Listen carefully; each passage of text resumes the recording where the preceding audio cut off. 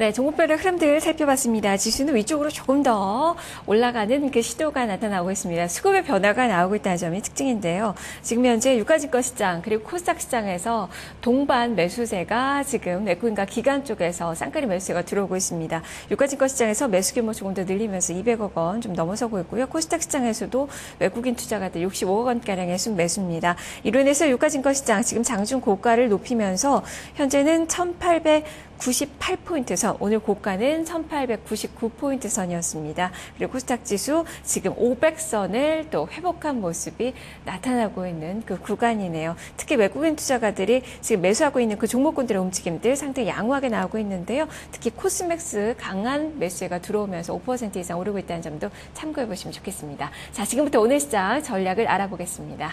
자, 증권사연구원도 오늘 시장에서 어떤 전략 주고 있는지 화면을 통해서 한 줄로 정리를 해보겠습니다. 한양증권 임동락 연구원입니다. 본격적인 연말 쇼핑 시즌에 진입했다면서 IT와 의류 등 소비 수혜주에 대해서 관심을 가져보자라는 의견을 제시를 했습니다.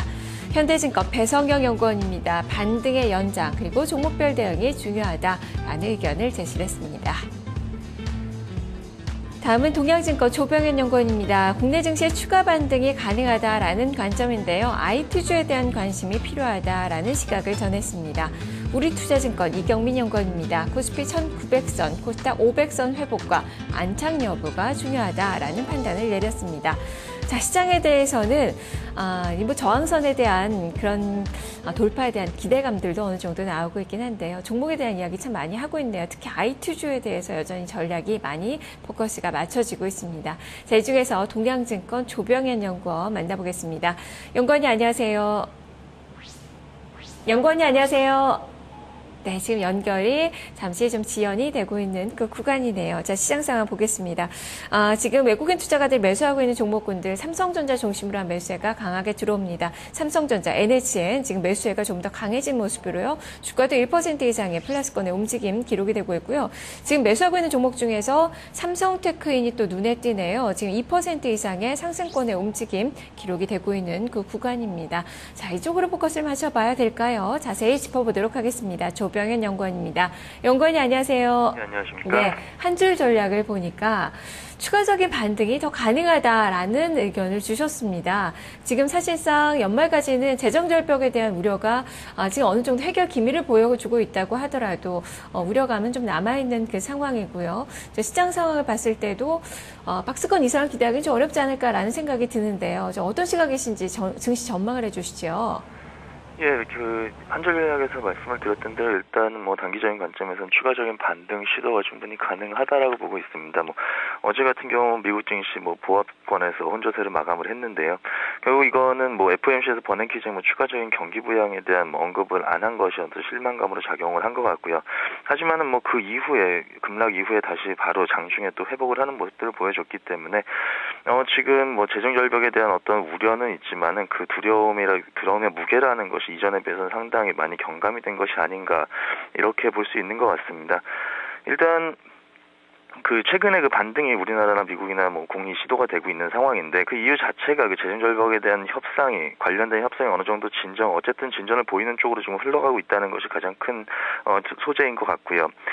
그리고 이번 주 내에 보게 되면은 오바마 대통령이 해외 출장을 가 있고 그리고 주말엔 또 추수감사절 연휴가 있기 때문에 추가적으로 어떤 공식적인 행보가 나오기 힘든 상황입니다. 그렇기 때문에 이를 바꿔서 얘기하면은 부정적인 뉴스들이 발생할 가능성이 적다라는 점에서 저희가 판단을 할 수 있을 것 같고요. 이를 바탕으로 생각을 해봤을 때 하락 압력이 추가적으로 발생할 가능성은 지금 제한적이다라고 판단을 하고 있습니다. 반대로 어제 같은 경우에 또 호재들이 또 여러 가지 등장을 했습니다. 미국의 주택지표 같은 경우가 지금 주택 착공 건수가 4년 내에 최대치를 기록을 하면서 지금 기대 이상의 퍼포먼스를 보여주고 있는 상황인데요.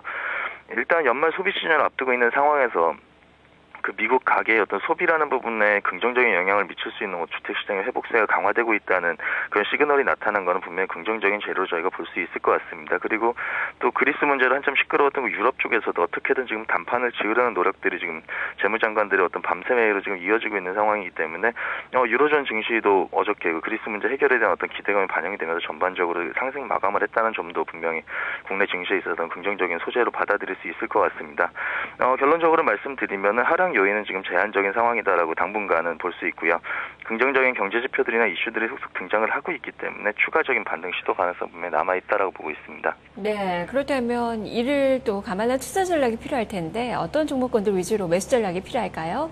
예, 그 앞서서 말씀드린 내용 중에 그 재정 절벽에 대한 우려가 적어도 기존에 비해서는 경감된 상황이라는 말씀을 드렸습니다.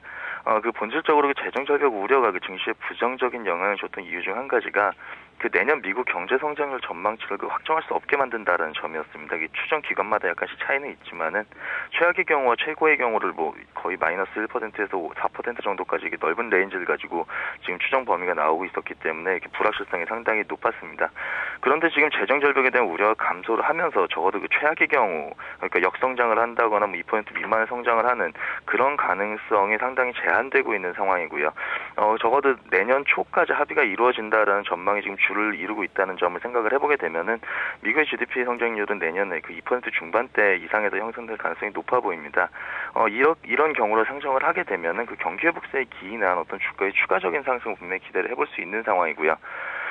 지금 당장을 놓고 봤을 때는 물론 그 최근에 나타났던 것처럼 그 내수주나 뭐 소비재 관련 주들을 중심으로 한 어떤 개별 종목이나 중소형주 중심의 시장 흐름이 그 유지될 가능성 분명히 있지만은 경기 회복이라는 부분이 점차 가시화됨에 따라 가지고 그 저가 메리트를 가지고 있고 또 경기 민감도가 상당히 높게 나타나고 있는 그 IT 업종에 대한 관심도 한번 좀 가져볼 만한 것 같습니다. 그리고 특히 이번 주 같은 경우는 또 연말 미국 소비 시즌과 관련을 해서 그런 기대감이 유입될 수 있다는 점을 감안을 하게 되면은 IT 업종 특히 그 모바일과 관련돼서 모바일 기기와 관련된 그 전자 부품 쪽 업종들에 대한 관심이 지금 유효하지 않을까 이렇게 보고 있습니다. 네, 알겠습니다. 말씀 잘 들었습니다. 네, 감사합니다. 네, 여전히 IT 그리고 모바일 부품주에 대한 이야기가 제시가 되고 있네요. 조병현 연구원과 함께했습니다.